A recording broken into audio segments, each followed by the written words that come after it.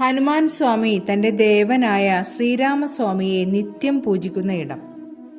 ലോകത്തിലെ തന്നെ ഏക ഹനുമത് പൂജിത ശ്രീരാമസ്വാമി ക്ഷേത്രമാണ് എറണാകുളം ജില്ലയിലെ പിറവത്തിനടുത്ത് സ്ഥിതി ചെയ്യുന്ന തിരുമറയൂർ ശ്രീരാമസ്വാമി ക്ഷേത്രം.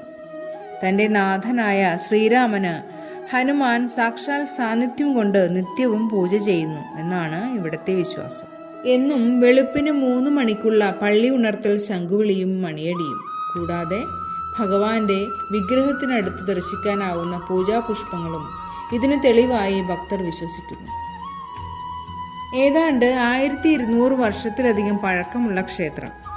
പട്ടാഭിഷേക രൂപത്തിലുള്ള ശ്രീരാമനാണ് പ്രധാന പ്രതിഷ്ഠ. അതുകൊണ്ട് തന്നെ സീതാദേവിയും സഹോദരങ്ങളായ ഭരതൻ, ലക്ഷ്മണൻ, ശത്രുഘ്നൻ എന്നിവരുടെ സാമീപ്യവും ഇവിടെ ഉണ്ടെന്നാണ് വിശ്വാസം.